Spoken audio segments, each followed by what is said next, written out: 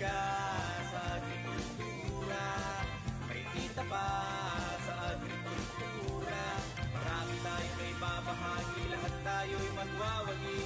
Agrisikat, agrisikat. Mula pa nung unang sikat na kultura, agrikultura, lahat dito'y umaasa. Buhay natin ay aangat, kapatay dito itulat, ito'y ating ipalaganap. Agrisikat,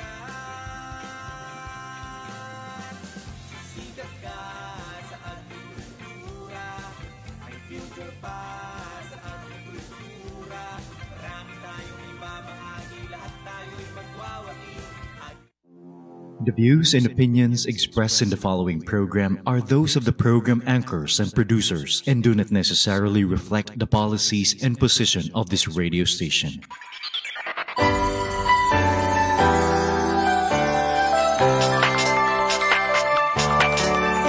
Marahil ka na tayo sama-sama sa ating radyo. Ikinig mo na, kumilos ka na hanggat maaga. Gumalaw-galaw, bumangon na sa kama. Di pwedeng malate, pagpasok sa eskwela, sa trabaho, sa office, sasakay ka pa. Simula ng sigla, radyo ang kasama. Makinig, makisalo, makibarkada. Dito sa aming radyo, Radyo CNSU 107.3 Radyo CNSU.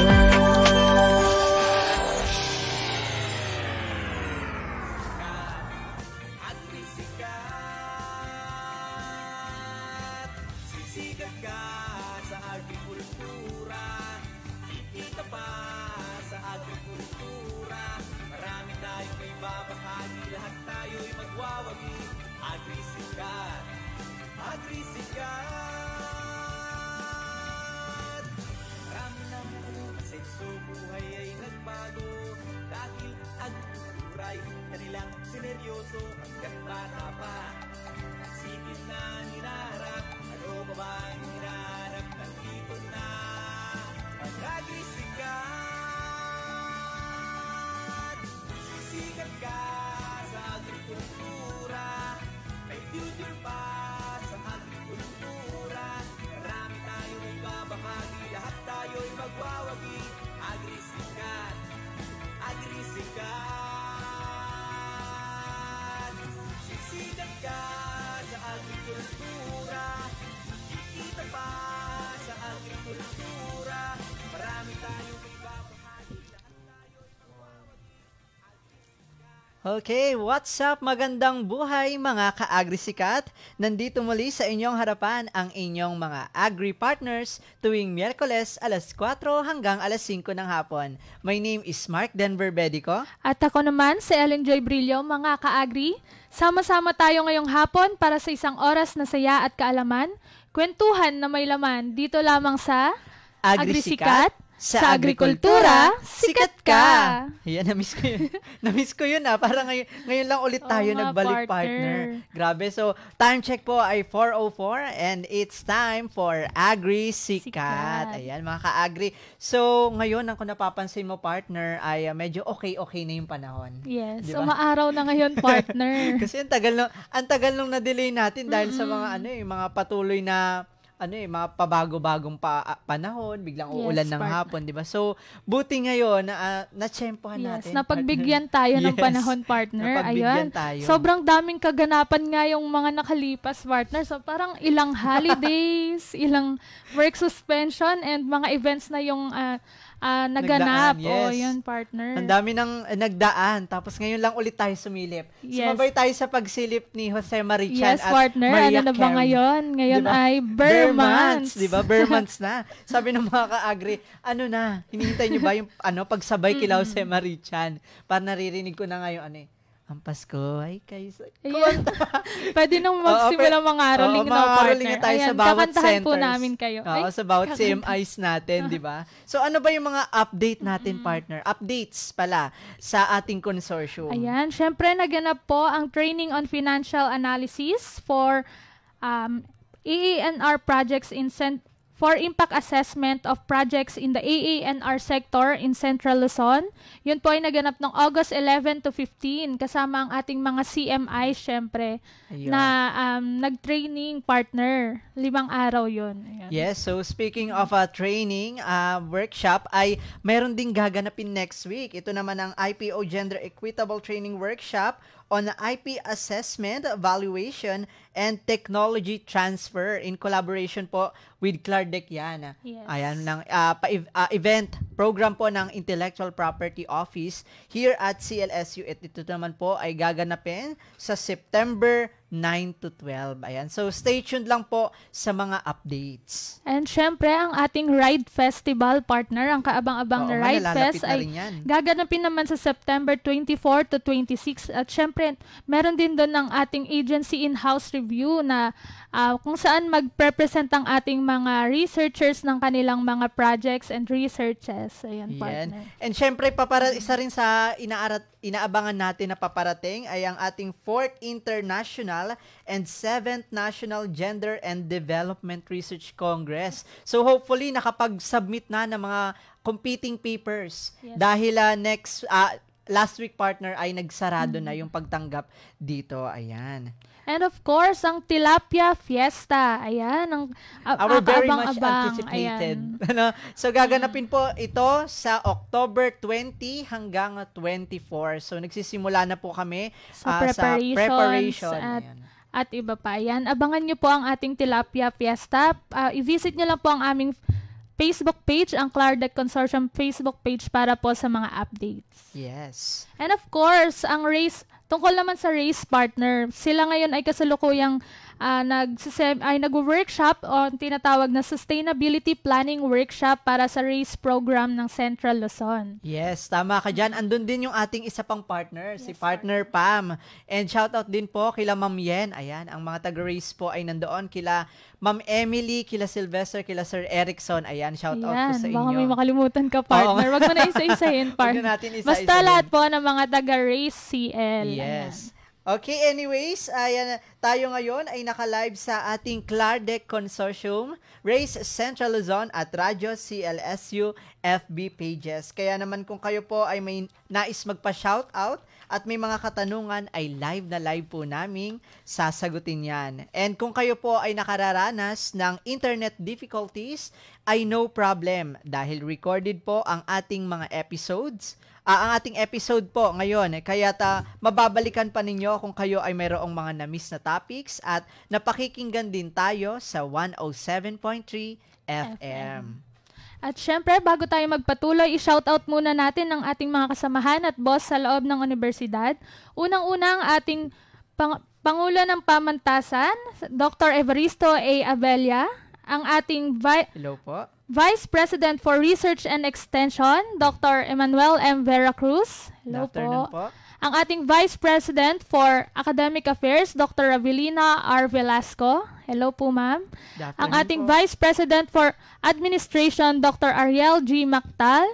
At ang ating Vice President for Business Affairs, Dr. Karinina B. Romualdo. Hello po. Hello po. At sa lahat po ng ating deans, directors, department heads, faculty, staff, and syempre sa ating mga minamahal na students. Hello po sa inyong lahat at sana ay tumutok lamang kayo at makapulot ng bagong kaalaman ngayong araw. Very exciting kasi yung topic natin, partner, kung nakikita nila dyan sa ating screen. Pero bago tayo mag-dive deep doon, mag-shoutout muna tayo, ano? So, syempre, pangunahan ko na, shoutout unang-una sa bumubuo po ng aming consortium, none other than our beautiful mothers.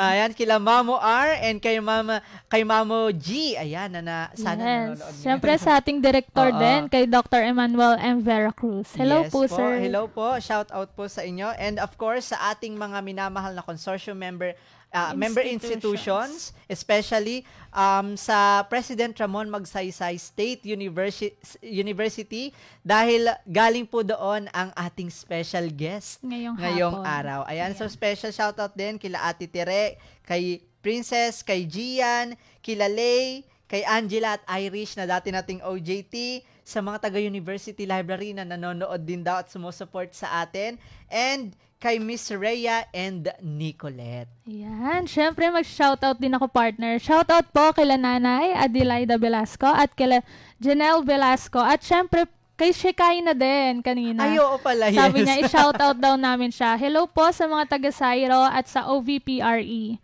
Hello po. Na-miss ko talaga to, partner, yung shoutout segment natin. Ayan, so dito nga po sa ating programa ay marami na tayong naipakilala o na-feature ng mga agri-aqua and newly developed technologies na ating member institutions na talaga namang kinapulutan ng aral ng ating mga tagapakinig. At yes, tama nga. Sa katunayan, noong huli nating episode ay ating nakapanayam si Mr. Mark Adrian D. De Guzman ng PRMSU din, featuring the Hagonoy biopesticide. Ayan. So sa mga curious po, ano ba yung Hagonoy biopesticide? Ano ba yung mga napag-usapan? Paano ba ito ginagamit at paano ito nakatutulong sa pag-improve ng mga ani o mga sakahan ng ating mga farmers? Ay maaari nyo pong balikan ang episode na iyon sa mga nabanggit po naming social media pages kanina. Yes, para po sa ating mga fisher folks at sa mga farmers ay i-visit nyo lang po para po kayo ay ma-inform sa Hagonoy biopesticide. Tama ka dyan. So bago ang lahat, partner, mag-share muna tayo ng maikling trivia for today's episode. Para naman may tayo, trailer. Yes. Oo, kasi alam nyo ba mga ka-agri, ang mealworm ay hindi talaga isang uod, kundi larva ng isang salagubang na tinatawag na darkling beetle o Tenebrio molitor. At yun nga, partner, mula sa itlog, ang ating mealworm ay larva. Yes. At siya'y magiging pupa and ang adult ay darkling beetle or ang itim na salagubang, partner. Nakakita ka na ba ng ganun, yes, partner? Yes, yun ata yung parang pinagdidikit namin sa likod, yung bubble gum. Ay, may ganun pinaglalaban namin sila. Ayan. Parang nostalgic. Naalala mo yung kabataan mo na, partner. Kaya naman, yes, partner. Ngayong episode, partner, patungkol sa kakaibang ice cream, ang sama-sama nating tatalakayin. Sabay-sabay nating alamin kung paano nga ba ito ginagawa at ano ang kaibahan sa lasa at sustansya nito sa mga nakasanayan nating ice cream. Ano yung mga kaibahan nito sa lasa, no? Parang exciting yun, partner. No? Kaya nga eh. No, curious tuloy ako paano siya. So, partner Ellen, take it away at ipakilala mo na ang ating guest para sa araw na ito. So our guest for today is an entomologist and a registered agriculturist. Her research interest includes projects related to agriculture and entomology. Currently, she works as an instructor 1 at the College of Agriculture, President Ramon Magsaysay State University, San Marcelino Campus, and mentors future registered agriculturists while continuing her research. In addition, she is also a part of the university's extension programs, which aim to improve and develop our community. So let us all welcome Miss Kimberly Ann S. Domingo. Hello po, ma'am. Hello po, ma'am. Good afternoon po. Naririnig po ako. Yes po. Good afternoon po. Yes po, ma'am. Audible naman po. Kami po, ma'am. Clear naman po ba yung sa amin po dyan? Ayan. Clear naman po. So, ayun po, magandang hapon po sa lahat, lalo po sa ating mga taga-subaybay. Maraming salamat po sa pag-invite and pag-welcome po sa atin na ma-share po yung ating innovation. Yan. So, thank you so much din po, ma'am, sa pagpapa-unlock ng aming imbitasyon. At sa wakas po ay natuloy din ang ating episode. Ayan, so, ang dami kasing nagdaan, no? So, sabi namin, na-miss na namin yung Primso. Si Ma'am Kimberly, i-contact na natin. Tsempohan na natin ang magandang panahon. Yes. Ayan, so, ma'am, meron po ba kayong mga nais i-shout out bago po tayo magpatuloy sa ating mga katanungan? Ayun po, syempre unang-una po, magandang hapon po sa lahat. And maraming salamat po syempre sa ating pong University President, si Dr. Roy N. Villalobos po, sa pagpayag po sa ating interview and syempre sa kanya pong support sa ating mga research and extension programs. And then ang ating pong apat na Vice Presidents, syempre po si Dr. Lilian Uy, ang Vice President for Academic Affairs, si Dr. Marlon James Di Catoria, ang Vice President for Research and Development, si Ma'am Pres A. Antonio for Admin and Finance, and si Sir Jerry Cristobal po for Planning and Quality Management. And of course, shout out din po kay Dr. Edna Punzalan, ang Director po ng Research. And of course, shout out din po sa Campus Director po ng San Marcelino Campus, si Professor Ferdinand M. Domingo, and of course, ang Dean po ng College of Agriculture, si Dr. Salvador S. Suquila, and former Research Coordinator po, si Dr. Sani Babera, and faculty and students po ng College of Agriculture, hello po sa ating lahat. And of course, hello din po sa ibang faculty members ng San Marcelino Campus and PRMSU. And of course, members po ng team na bumubuo dito, si Ma'am Donna Paras, si Phoebe Mirabel, si Janric and si Ross Santiago. So sila po yung bumubuo ng team ng Ice Cream Mealworm. And of course, shout out po sa mentors ko from UPLB. So si Ma'am Sheng, Ma'am Bambi, Ma'am Jess, and other faculty members po. And of course, ang aking pong nanay at tatay, hello po, Mama Helen and Papa Jovito, and of course, friends and loved ones ko po. So magandang hapon po sa lahat. Ayan. Ayan. Sana walang nakalimutan si Ma'am. Ano? Hello po sa lahat ng nabanggit ni Ma'am. Sa inyo.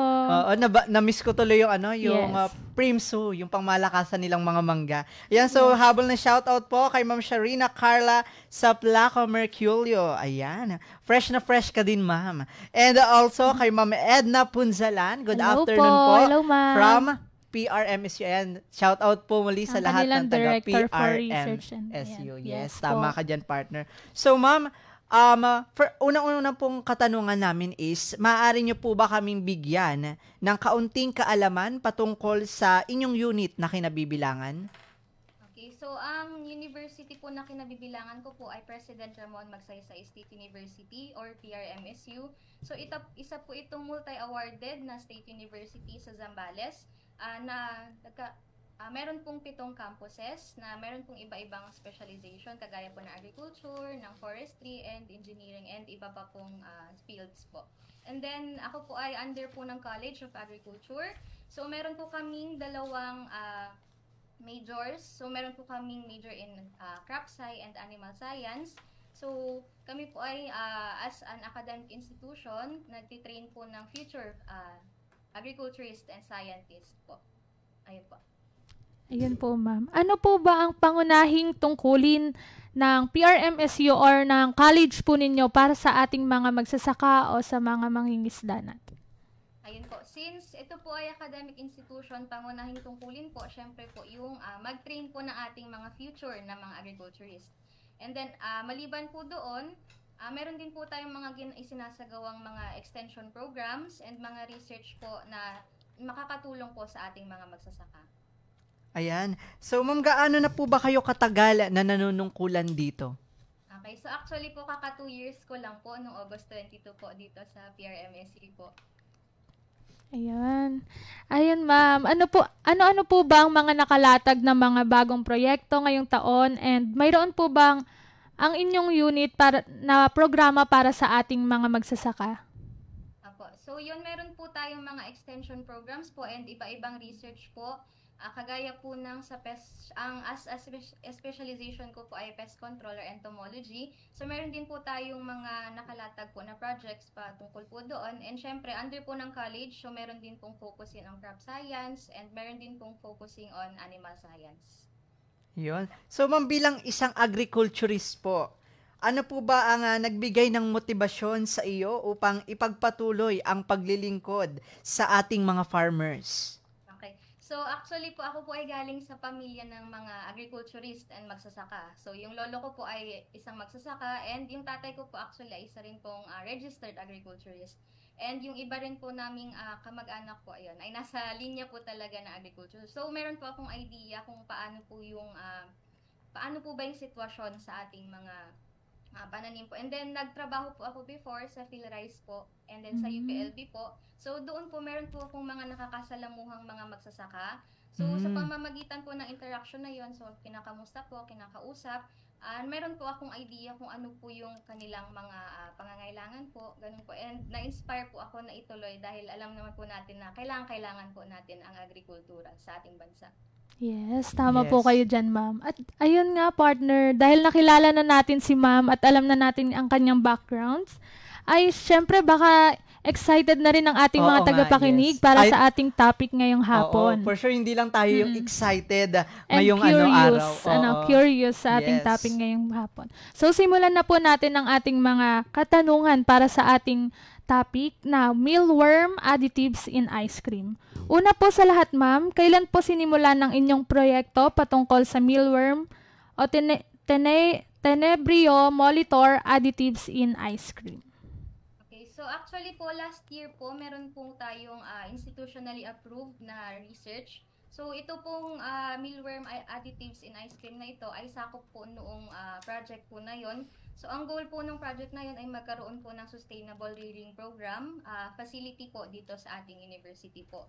And then dun po sa project na yon, meron po tayong kasamang faculty, si Ma'am Donna Paras po, isa pong food technologist, and meron din po tayong mga kasamang mga students. So actually, ito pong topic na ito ay interestingly ay winnerk on po kasama ng ating mga students. So challenge ko po sila, sabi ko, meron tayong project na ganito, so ano yung pwede nyong magawa? Ano yung pwede nyong maitulong na baka meron tayong ma-develop na product. So ito po isa pong naging bunga nung project na yon, and yung challenge na yon, pag-accept nila ng challenge, ito pong mealworm additives sa ice cream po.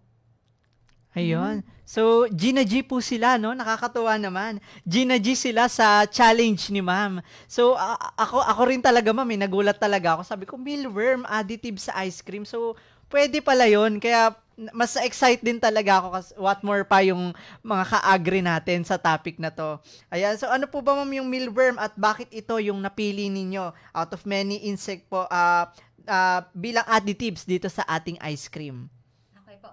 So, una-una po, ang mealworm po kasi ay mayaman po sa ating tinatawag na vitamins and minerals. So, mayaman po siya sa protein and other vitamins po, kagaya na po ng vitamin B and vitamin E.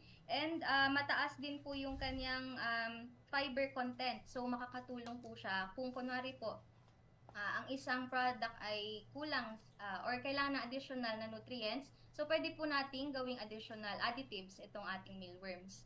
And then, bakit po yung mealworm? Kasi madali pong alagaan ang ating mealworm. So, actually po, pwede po nating alagaan siya gamit lang po yung microwavable containers, kung familiar po kayo. So, Yes pwede po. lang po siyang pwede lang po tayong maglagay doon ng mealworms, yung worm itself, and then kung meron pong mga organic materials po, kagaya nung pinagbalatan po ng mga gulay, ganun, or ang ginagamit po namin for rearing po, yung pag-aalaga ay oatmeal naman po. Tsaka yung kasama po yung mga nabubulok na materials po.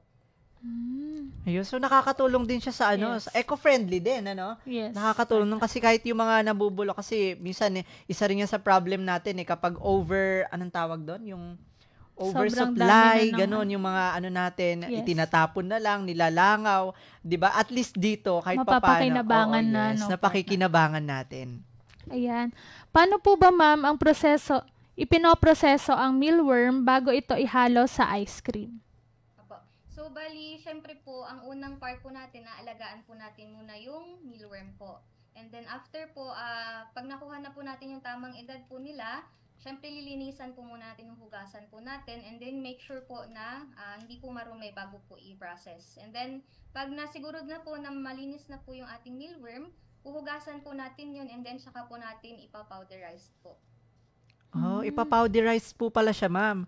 Opo. Okay, so meron po ba kayo, ma'am, ginagamit na teknolohiya sa pagpapowderize po ng mealworm? Yung parang sa PRMSU lang merong ganito. May ganun po ba? So far po, wala pa po, pero working on it po. So, ang ginagamit pa lang po namin ngayon ay yung blender po. Oh, blender So, po. pinapatuyo muna, partner. Mm-mm. Tapos ipapowderize. Ayan. Ayun. So, with the use of blender lang. Apo. Okay po. So, parang pwede ako mag-blender mamaya Yes. ng ano.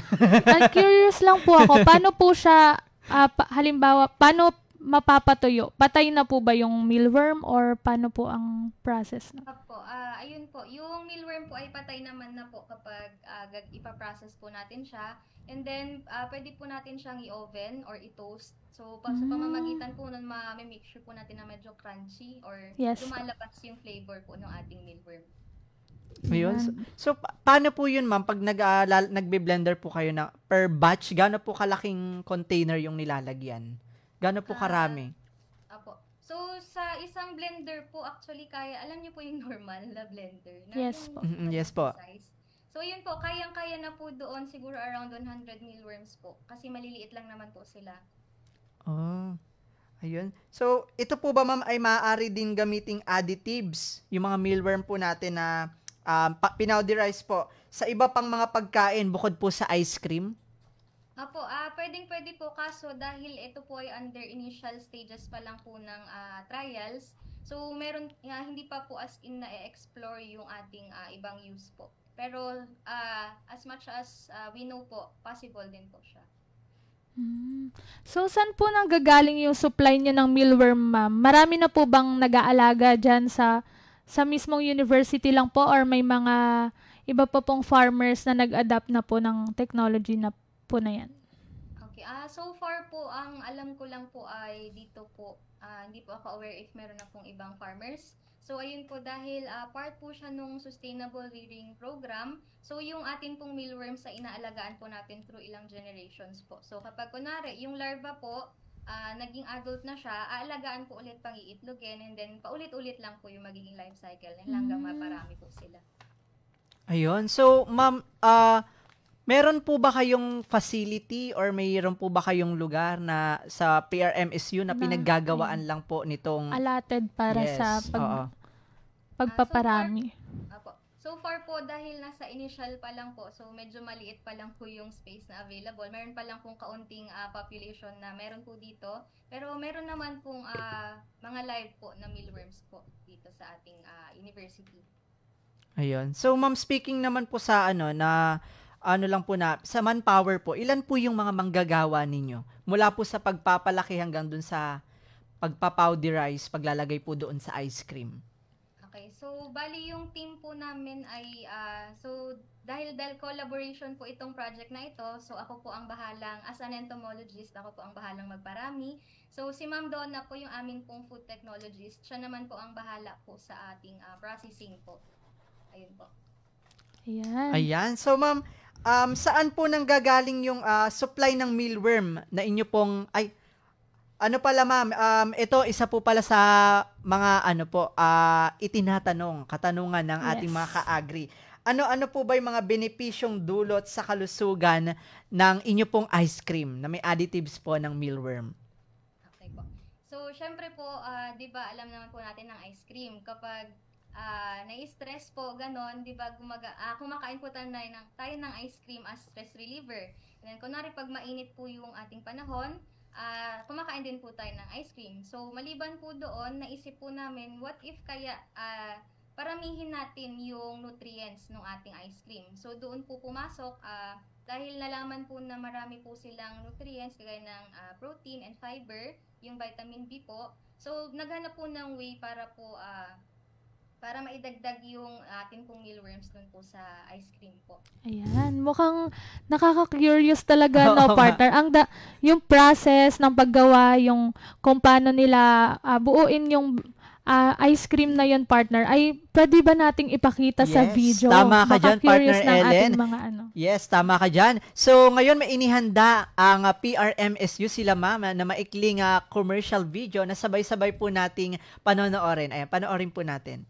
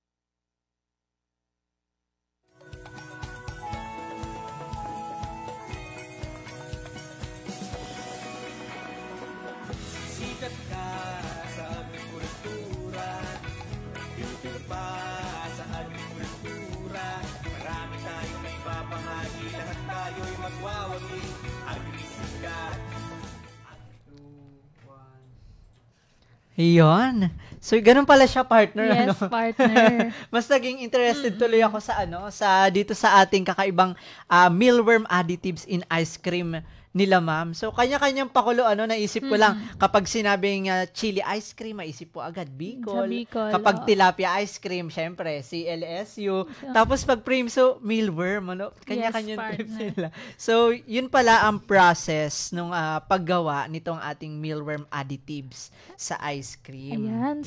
Siyempre, pwede din po ba naming malaman kung ano po ang kaibahan ng lasa at tekstura nito sa mga nakasanayan nating ice cream na nabibili sa merkado? Okay po. So kapag meron pong mealworm, base po sa amin pong pagsusuri, medyo meron po siyang parang nutty flavor, yung parang mani po yung flavor niya, ganon. Yes. And then yung texture po, depende po kung gaano kapino yung inyong nais po. So depende po kung ano po ang preference po. So pwede mag-request po. So far po, ang ginagawa pa lang po ay yung powdered po. Ayun. So Yes. wala naman pong masyadong pinagkaiba po sa texture po. Okay po. Ayun, so, mayroon po bang iba't ibang flavors yung inyo pong ice cream?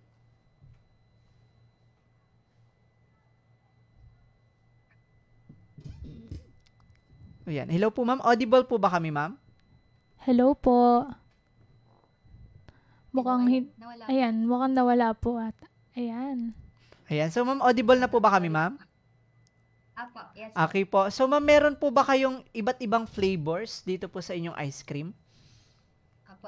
Bali, since ito po ay initial trial pa lang po, so far po ang ginagawa po lang po namin ay vanilla po. Kasi yun po yung parang pinaka-plain po na available po na flavor. So, sa mga susunod po siguro kapag medyo okay na po, magta-try din po kami ng ibang flavors po. Yes. Ayan. Syempre, partner, sana matikman din natin yung Kaya nga eh. mealworm.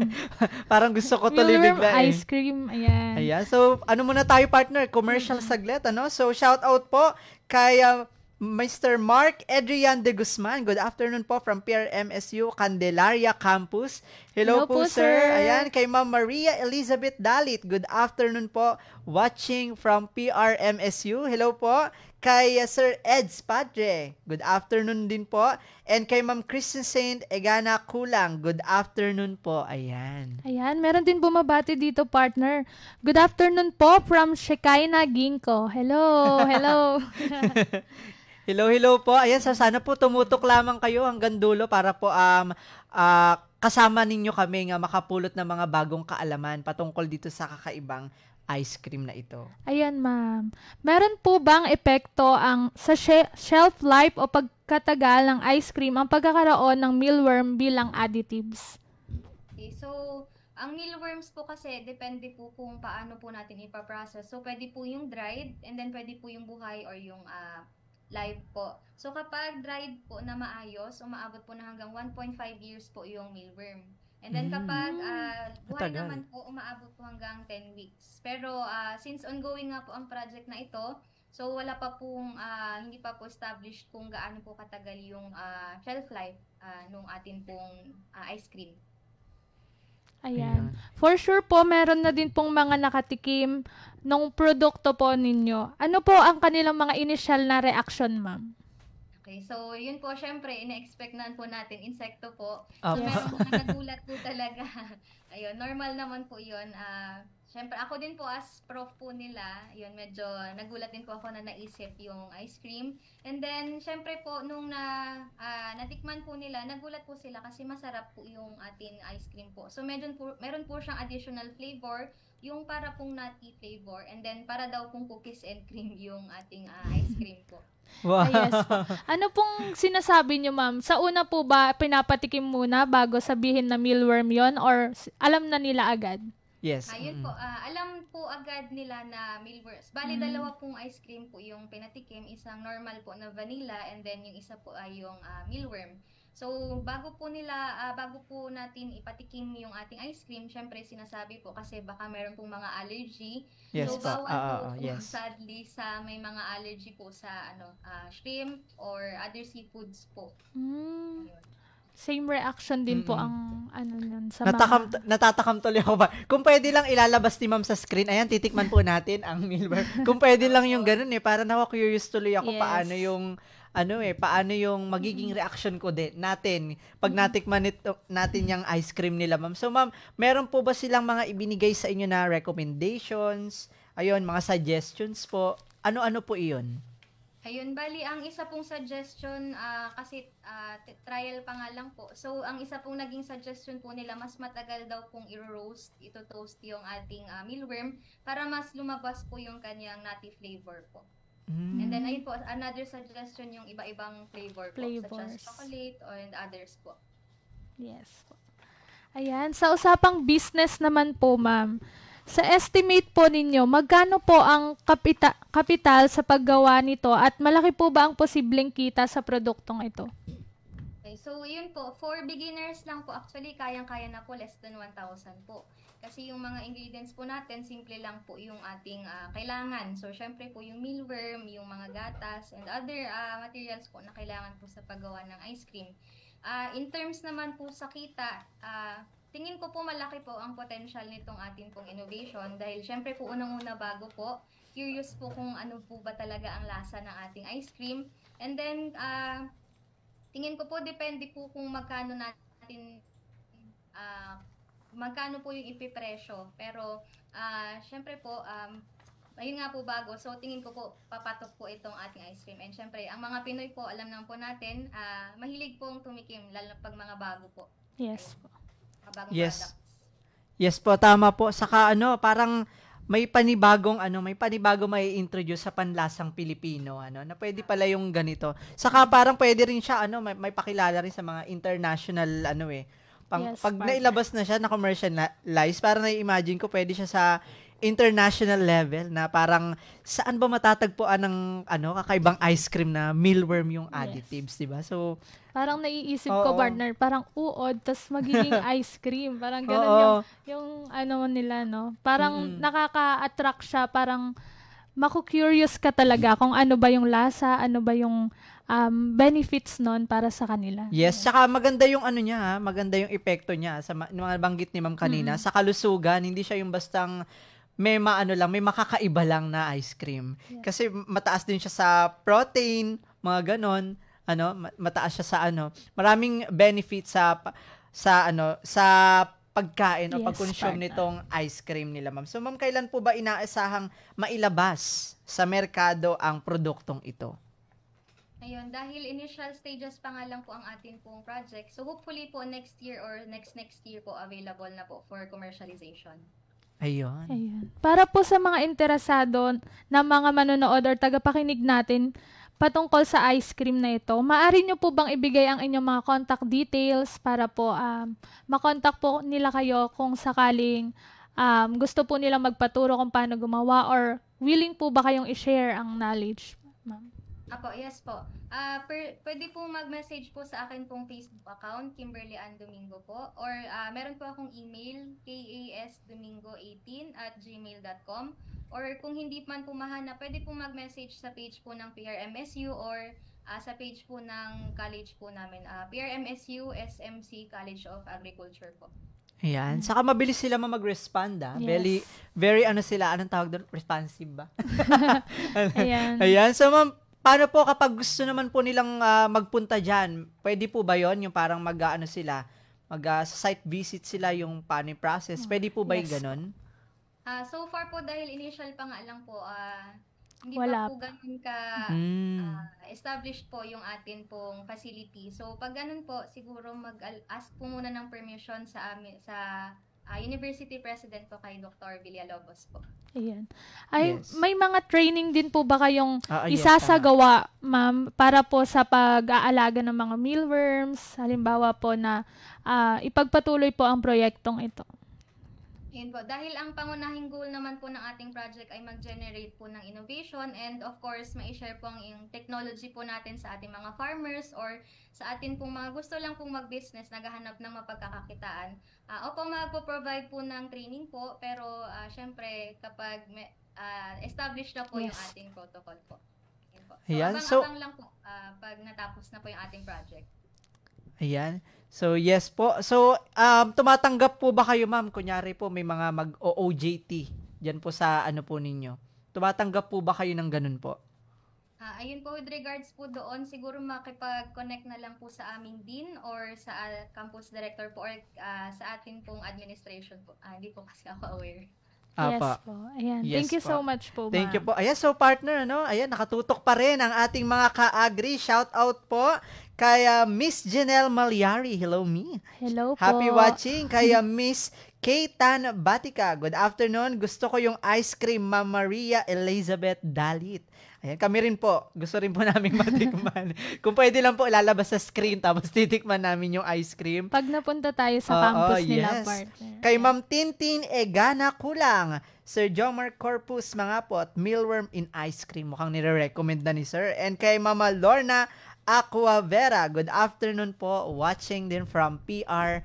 Ayan, very supportive ang ating mga taga-PRMSU. Yes, very welcoming sila, yes no? po. Hi po. Sana marami pa tayong mai-feature na mga Yes. technologies or product from PRMSU. So, ma'am, meron po ba kayong mga announcements? Bago tayo doon magpatuloy, partner, para sa ating mga tagapakinig po, ito isa sa mga magandang marinig mula sa ating mga guest speaker. Lalo po sa ating mga young researcher, ano po yung inyong maipapayo patungkol sa pagbuo ng mga proyekto o pananaliksik na may kinalaman sa agrikultura? Ayun po, lagi ko pong sinasabi sa aking mga estudyante po kapag ganito pong activity, so alamin nyo po kung para kanino yung inyong studies. So, syempre po, as young agriculturist, ang atin pong dapat na tinutulungan ay atin pong mga magsasaka. So, pwede pong gawin po, kausapin po yung ating mga farmers. Ano ba yung kanilang mga problema na kinakaharap sa kanilang mga bukid or sa kanilang mga produksyon? And tingnan po natin kung saan po tayo may magagawa as young agriculturists or as students, and then from doon pwede po nating gawin kung ano man yung naiisip natin na pwede po nating maitulong para po sa kanila. And then ito po, lagi ko rin pong sinasabi sa kanila, always give your best and everything else will follow. So ayun po, have pride in being an agriculture student or as young agriculturist, dahil alam naman po natin na agriculture po ay hindi tanim-tanim lang po. Yes. So, yun po ang isang pinakamalaking misconception sa agriculture. So, ang agriculture po ay isa pong science and art. So, have pride po in being an agriculture student and yun, galingan lang po lagi and kilala ang dapat po na pagsilbihan natin palagi ang atin pong mga fellow na magsasaka and sambayanan po. Yan. Gustong-gusto ko yung agriculture is science and art. And I Yes. thank you. That may kasunod na gano'n.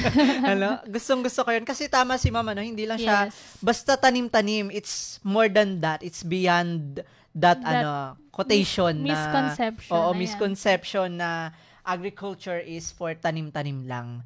Ano? Kasi lalo po ngayon, sa panahon ngayon, na dapat talaga ay marami tayong mahikayat na mga kabataan patungkol sa pagsasaka. At Ayan. agrikultura. Oo, at sa partner. agrikultura. So, ikaw partner, ano ba ang insight mo doon sa pangmalakas ng Ayan. motivation Ang gusto ko naman doon sa motivation ni ma'am ay yung kanyang sinabing quote na always do your best and everything else will follow. Totoo naman yun, partner. Kailangan mo lang gawin yung best mo. Hindi mo na kailangang isipin kung ano yung sasabihin ng iba, ano pa yung Yes. ano ba yung mga ibang mga problema. Basta everything else will follow kung mabuti lahat ng ginagawa mo. Ayan. Oo, basta may kahit simple steps lang. Yes. Ano, simple steps will lead to large To success. Ganun. Simple will lead to steps. success, to big success. Yes, Ayan. partner. Very motivational naman yung sinabi ni Motivation. ma'am Ayan. sa ating mga young researchers. Ayan, ma'am. Meron pa po ba kayong mga ibang announcements patungkol po sa inyong mga bagong projects o paparating na mga programa bago po matapos ang ating program ngayong hapon? Ayun po. So, meron po tayong mga ongoing po na projects.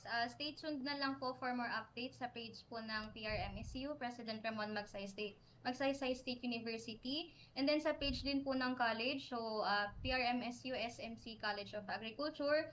And meron po akong personal page, so nagpo-provide po ako ng review materials for ating mga aspiring agriculturists. So, ang page po ay yung Agrikulturo. So, kung may search niyo po sa Facebook, yung malaking green na A po yung logo niya. So, yun lang po. Agrikulturo. Yes. Apo. Ayan. Please like and follow po ang page ni Ma'am Kimberly. Ayan. Para updated tayo lagi sa mga kaganapan sa mga future updates pa, no? Ayan, so, okay, from Ma'am Edna Punzalan. Hello po once again, Ma'am. So, watching from DAPCC, andyan pala si Ma'am. From Muñoz Nueva Ecija while attending the Sustainability Planning Workshop. Ayan, more power po, Ma'am. Grabe, very productive, multitasking. Yes. Si multitasking Ayan, queen, hi po sa director lahat ng mga workshop po dyan sa DAPCC ngayon. Hello po mga ka-race program in Central Luzon. Grabe, partner. Ayan po, thank you po.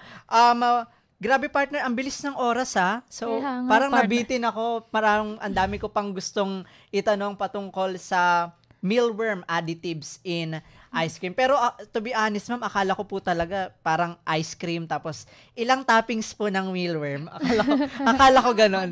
Pwede din daw, partner. Pwede din ba yung ganon? Ayan, challenge kita, partner. Dapat pag tinikman mo, may buong mealworm. May roasted para peanut may peanut effect. Ayan. Pa-almonds siya. Ayan, so ma'am, meron lamang po kaming munting request sa inyo. Mamaya po, pag nabanggit po namin ang sa Agrisikat, sa Agrikultura, sasabay-sabay po tayong tatlo ng Sikat Ka. Ayan. Dahil po, kayo ay sikat. Kayo ang shine nitong aming programa for today. Ayan. So, okay po ba yun, ma'am, sa inyo? Yes, daw. Sabi ni ma'am, wala naman akong choice, Mr. Denver.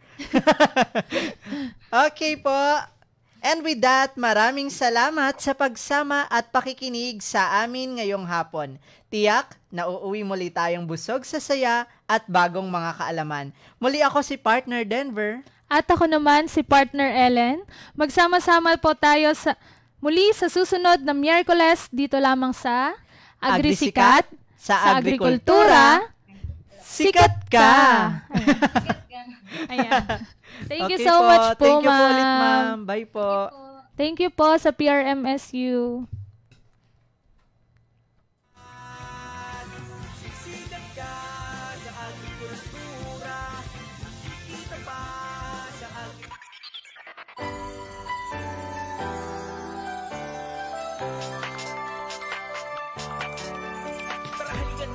Sama-sama sa ating radyo, itingin mo na. Kumilos ka na hanggat maaga. Gumalaw-galaw, bumangon na sa kama. Di pwedeng malate, pagpasok sa eskwela, sa trabaho, sa office, sasakay ka pa. Simula ng sigla, radyo ang kasama. Makinig, makisalo, makibarkada.